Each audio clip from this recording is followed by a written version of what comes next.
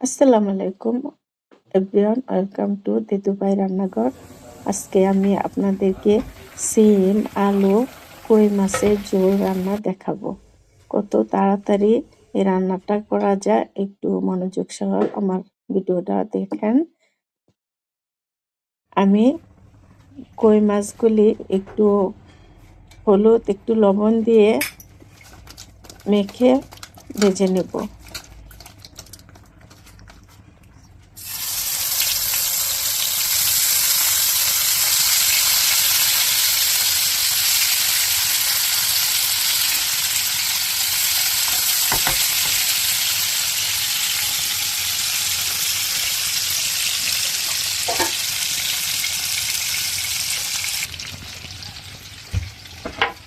এইদিকে আমি আমার সিম আলুগুলি আমি কেটে নেব। এগুলি বগুড়ার সিম, তো ওগুলিকে কি সিম বলে জানি না, নলডোক সিম বলে। ওটা আমার এরকম মাছের সাথে যা এরকম করে কেটে নিতে হয়। সিম আলু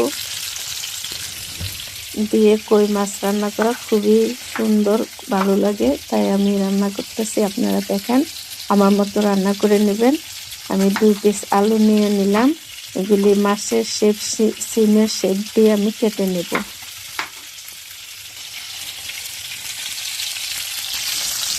আমার মাছগুলি এদিকটা ভাজা হইতেছে।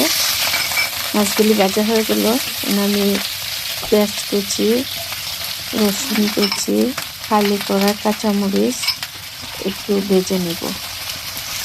একটু বাদামি কালার আসা পর্যন্ত আমি অপেক্ষা করব। পেঁয়াজ রসুন ভাজা হয়ে গেলে একটু হলুদ গুঁড়া, একটু ধনিয়া গুঁড়া আমি দিয়ে দিলাম, একটু লবণ।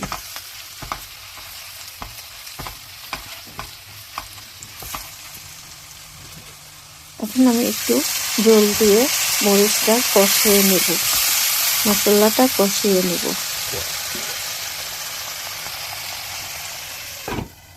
একটু দেখে দিলাম। এখন আলু আর সিমগুলি আমি দিয়ে দেব। সিমগুলি দেখতে খুবই সুন্দর, খুবই সুন্দর।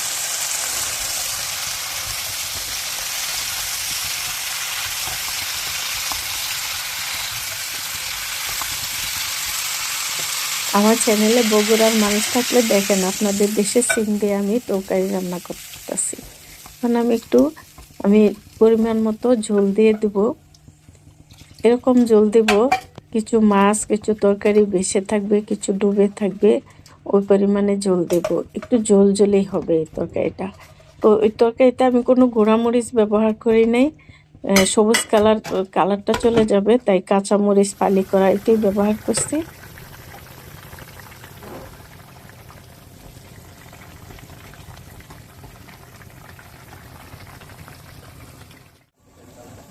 আমার রান্না তো শেষ।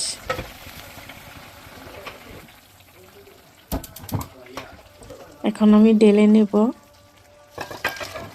এখানে আমার সিমগুলি সবুজ কালারই আছে।